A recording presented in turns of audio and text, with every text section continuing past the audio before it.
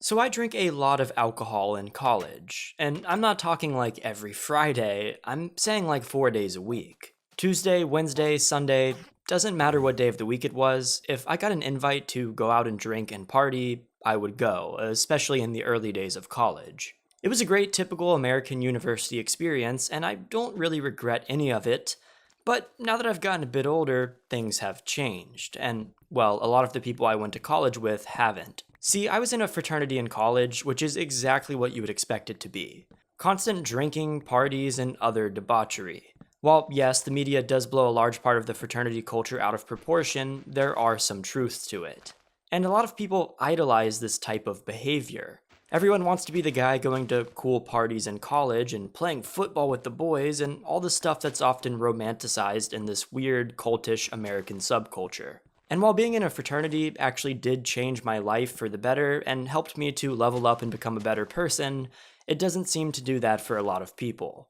I can dive into the weird life of fraternity stuff if you ever want to hear about it, because I do think some more casual conversations could be fun, but for now, let's stick on the topic of alcohol. Being thrown about as deep into alcohol, partying, and drinking culture as you possibly can, I've seen what it's like, and now that I'm 23 and have been graduated for 2 years, I've seen the other side of that continuum. In fact, I've basically quit drinking alcohol altogether. And everything that I assumed was a positive attribute of drinking alcohol is, in fact, a curse. And here's why I believe that quitting alcohol is one of the best things that you could possibly do for both your physical and mental health. First of all, let's start with the boring stuff that's quite obvious. Alcohol is really, really bad for you, and if you drink it consistently, it's literally killing you. Now, I understand that a lot of you guys may not find this very interesting, and that most people know that alcohol is actually bad for you, but I did some intense research and actually figured out what it does to your body. So feel free to skip this section if you want, but honestly, I found it pretty interesting. So obviously, you have an organ in your body called the liver, and one of the key functions of the liver is removing toxic substances from your body. You know, things that'll probably kill you if not for the liver filtering them out. But that's not the only function. In fact, the liver is the largest organ in your body besides your skin, and it turns proteins and sugars into usable substances that help your body function. It aids digestion, manufactures cholesterol, produces the protein that helps your blood clot where you don't bleed out, and helps you manage your immune system and your hormones. Let's just say it's pretty important. Alcohol is obviously bad for the liver. We all know this, but why don't we take a second to dive into why it's actually bad and what alcohol really does to this vital organ in your body. The chemical compound in alcohol that makes you drunk is called ethanol, and when you consume ethanol, your body can't process it as is. In fact, as ethanol is absorbed into your blood through your stomach, it's flagged as a foreign substance, something that isn't even supposed to be there in the first place. So something has to be done to get this foreign substance out of your blood, and here is where the liver comes into play. Liver enzymes primarily break down the ethanol into another toxic substance called acetaldehyde. Acetaldehyde then usually gets out of the liver pretty quickly when it's converted into another compound called acetate. But when you drink a lot of alcohol in a short period of time, or drink over and over again for an extended period of time, this stuff builds up in your system and begins binding to other cells in the body. This acetaldehyde attaches to DNA and can cause mutations that increases the risk of various types of cancers. It binds to proteins that can cause your metabolism to slow down and you to gain weight, and it binds to the very enzyme that allows you to break it down in the first place, causing you to progressively process this acetaldehyde slower and slower, causing a snowball effect. Not to mention, when these compounds bind to your cells, it also causes inflammation in your liver. This inflammation signals for white blood cells to rush in and clear the damaged cells out, which can lead to a chronic form of inflammation called alcoholic hepatitis, which then damages your liver cells more and more until they decrease in function, causing them to struggle even more at processing the acetaldehyde, until eventually your liver is toast. So it's basically a snowball effect, and the more you drink, the worse your liver is at processing alcohol, which then in turn makes your liver even worse. It's a never-ending cycle. Now, if you do this for a long period of time, your liver can't filter your blood effectively, which is pumping through your entire body. And now that the blood is filled with toxins that your liver can't remove, that toxic blood is flowing to your kidneys, your brain, and your heart. And now all of those things are about to be toast as well. Let's talk about the first thing that's affected: the kidneys. Both your liver and kidneys are crucial for removing harmful or unwanted substances from your body. The liver chemically alters toxins to make them less harmful, while the kidneys filter your blood, sorting out waste products and excess fluids, and balancing the level of vital substances that your body needs. This bad stuff that you don't need is then eliminated through your urine. And well, since your blood can't be filtered because of the toxins left over from your now ineffective liver, the kidneys now have to work overtime. This overtime work causes them to become inflamed as well, which, as you guessed it, causes their function to decrease further and further until now you have kidney damage. And when they're damaged, the downhill spiral continues until your kidneys, along with your liver, also can't function. And without your kidneys, you will die. So, you either need to get a kidney transplant, which costs nearly $500,000 before insurance in the United States, if you could even get one in the first place, because the wait time is almost 5 years for most people. Which means the more realistic option, if you want to survive, is showing up to a clinic multiple times per week for the rest of your life and pumping your blood through a dialysis machine to filter all of the toxins out, which also costs between $50,000 and $100,000 per year. And if you stop this treatment, you die. To recap, the first thing that goes out is your liver, which means your body can't filter your blood as well. This blood absolutely destroys your kidneys, but it also affects any other organs that require blood, which, by the way, is literally all of them. So let's talk about what this toxic blood now does to your brain.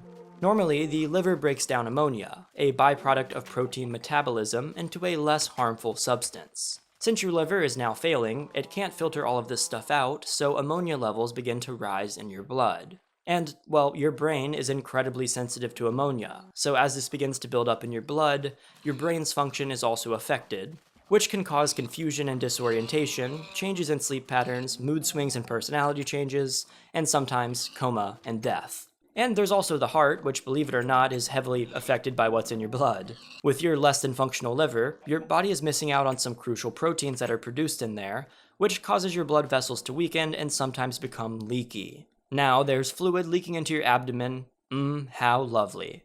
And because of this fluid that's now in your abdomen, your heart has to work overtime to pump your blood. Imagine pumping water through a hose with a bulge in the middle. It requires more effort. And this extra strain can weaken the heart over time and cause high blood pressure, which makes the blood vessels even more prone to plaque buildup and narrowing of arteries, which increases the risk of heart attack and stroke. Oh, and one last thing, this high blood pressure caused from the cascade effect also causes swollen and weakened veins in the esophagus and stomach, which can cause internal bleeding and death. I know these are the worst case scenarios, but the thing is, alcohol is not good for you across the board. Look at it as more of a spectrum, where yes, this is the very end of the spectrum with the worst case scenario, but basically every time you drink, you're progressively going towards this direction. So across the board, this stuff isn't worth it whatsoever. I know you didn't subscribe to this channel to feel like you're in medical school, but the physiological effects of alcohol are something that need to be discussed, because there are a lot of people who don't fully understand what's going on under the hood. And ironically, this is just the tip of the iceberg with what alcohol does to you. It also affects nearly every other aspect of your life. Let's talk about mental health. So let's be real, the main reason that people drink alcohol is to break down those godforsaken social barriers. You have social anxiety? Drink a cocktail and you suddenly have the urge to talk to anyone and everyone you see. Stressed? A few beers will make you feel better. And while the short-term relief that comes with the inhibitions of alcohol is nice, it doesn't actually solve anything. It's like putting a band-aid on a bullet hole, and sorry to break it to you, my friend, but you are still bleeding. By covering up your problems with alcohol, you aren't addressing the root cause of these problems. Yes, it feels good to numb the pain of reality, but by doing this, your underlying problems that cause this pain are simply getting worse. If you have stress or anxiety, it's usually because you have some unaddressed problems in your life. And trust me, the pain of addressing these problems head on is actually better for you than putting it off in the hopes that it may go away on its own. And if you use alcohol to socialize, you also aren't really helping your social life. Alcohol brings out a weird version of yourself that may come across as more friendly and more social, but when you inevitably go back to your sober self, the people who liked the version of you that they met at the bar aren't going to be as interested in the real version of you. The friends you make while drinking, most of the time, are only going to be friends to drink with. If you want real connection with real people that you could build solid relationships with, you need to meet them somewhere that isn't a bar. A bar prevents you from connecting on a deeper level and is a great place to find surface level drinking buddies, but not to build lasting friendships. And if you're at the bar for dating, you're in an even worse spot. I made videos both about meeting new friends and dating, so I'll link both of those in the description if you're interested. But long story short, I believe that you should avoid alcohol for both of these things because honestly it hurts you more than it helps. So, alcohol is bad for your physical and mental health and your social life, but we haven't even touched on how it negatively affects your sleep, your work, your productivity, and your functioning in society as a whole. But you probably already know those things, so it isn't worth diving too deeply into it. But what's the solution? To never leave your house and sit inside all day? Alcohol is probably the easiest excuse to get out of the house and meet new people and do fun things. But the easiest way isn't always the best way. Here are some alternatives that I've found to replace the focus on alcohol in my life. Go to a coffee shop to meet people instead of a bar. Sit at the large community tables and talk to people. Sure, there may be some people who are genuinely there to work and don't want to be bothered, but especially if you go on a weekend in the morning or early afternoon, most of the people there are just trying to get out of the house. Join a fitness or running club. Even if you aren't in good shape, you'll find the coolest, kindest people to connect with, and these connections will be much stronger than the ones that you form at the bar. And find new hobbies. There are definitely things to do in your area that you don't even know exist. Whether it's as simple as going on walks, rock climbing, or playing board games at a local board game store, try new things and it makes it even easier to meet people and get out of your house. Because if you don't leave your house, you're not going to meet people, I'm sorry to break it to you. And if you do have friends that like going out to drink, try to join them without drinking. Once you learn that everyone else being drunk is the same thing as you being drunk, you realize that these drunk people don't care what you're doing and you can really let loose. You dancing while sober is the same thing as you dancing while drunk, since everyone else probably assumes you're drunk either way. It's actually possible to have fun at the bar or club without drinking, and you can still join your friends if you want to. In my opinion, the negative effects of alcohol aren't worth it, so the point of this video is to shine a light on these effects and let you know what you're dealing with. I'm not forcing you to quit drinking. If you see positive effects from it, then enjoy it. But I want to show you the other side of what you're putting into your body. If this drink was invented and marketed today, it probably wouldn't even be legal, so that has to mean something. Do you drink alcohol? Do you feel the same way about it as I do? Let me know in the comments, and feel free to buy me a coffee using the link in the description if you enjoyed this talk. And we'll talk again soon.